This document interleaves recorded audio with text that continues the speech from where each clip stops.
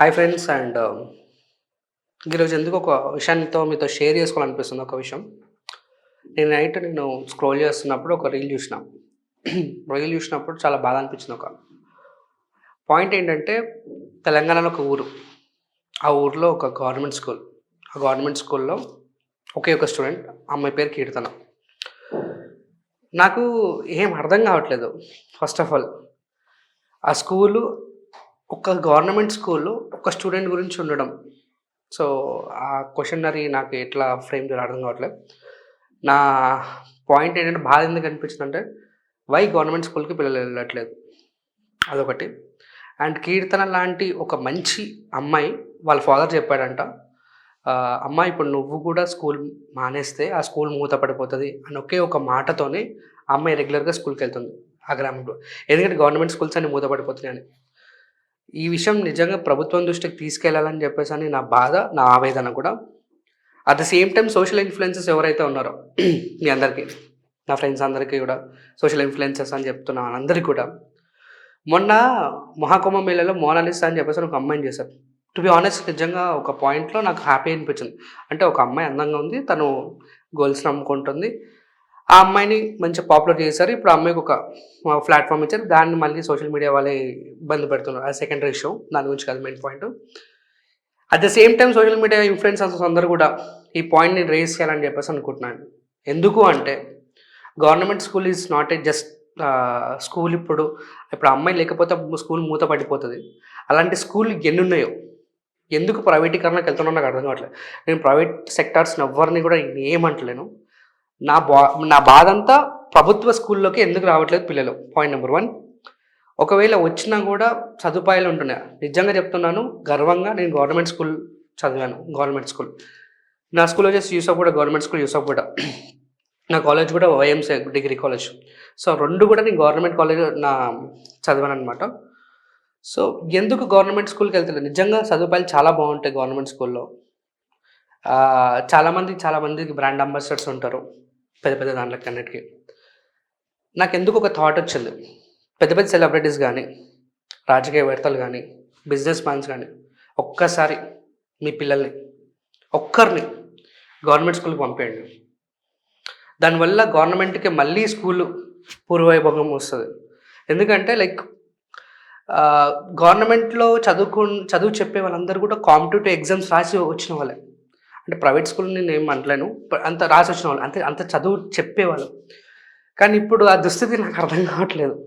నేను కంప్లీట్‌లీ ఎంటర్‌టైన్‌మెంట్‌కి సంబంధించిన యాంకర్‌ని. కానీ నిన్న నైట్ నేను చూసినప్పుడు చాలా బాధ అనిపించింది. ఆ బాధ మీతో షేర్ చేసుకుందామని ఈ పాయింట్‌ని నేను రైజ్ చేస్తున్నా. మేబీ గవర్నమెంట్‌కి రీచ్ అయితే, ఎవరికైనా రీచ్ అయితే, ఈ యొక్క సెలబ్రిటీ కానీ ఎవరైనా నాట్ కొంచెం పెద్ద పదవిలో ఉన్నవాళ్ళు ఎవరైనా వాళ్ళ పిల్లల్ని గవర్నమెంట్ స్కూల్ పంపించండి. ట్రెండ్ సెట్టర్స్ అవుతారు మీరు.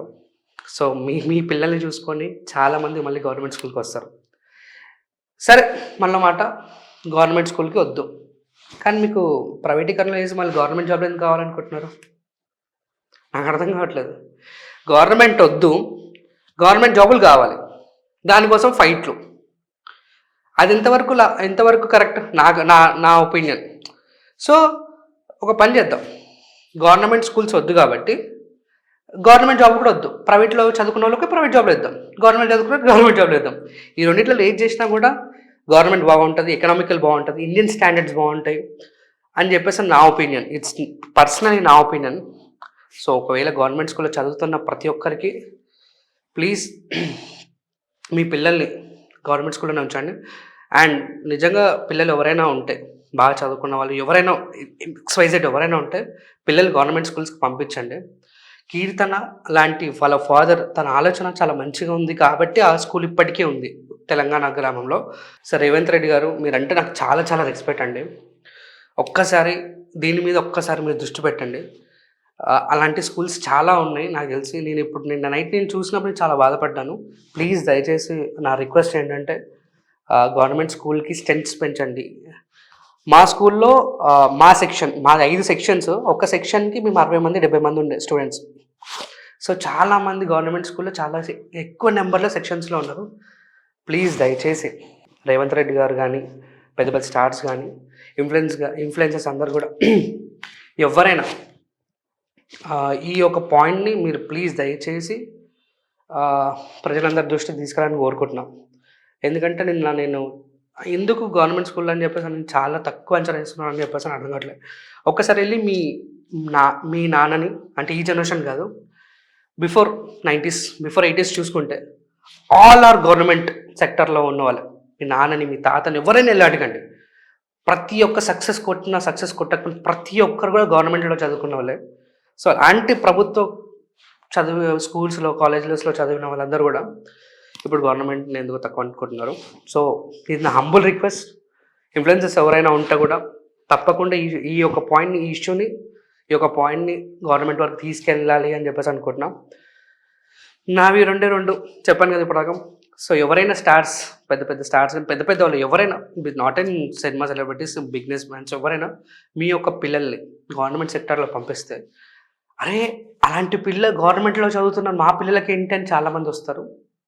లేదా గవర్నమెంట్లో చదవద్దు అనుకున్న ఎవరైనా గవర్నమెంట్ జాబ్స్ అవసరం లేదు. సో మీరు ప్రైవేట్ సెక్టర్లో ఉంటే ప్రైవేట్ జాబ్లో తెచ్చుకోండి.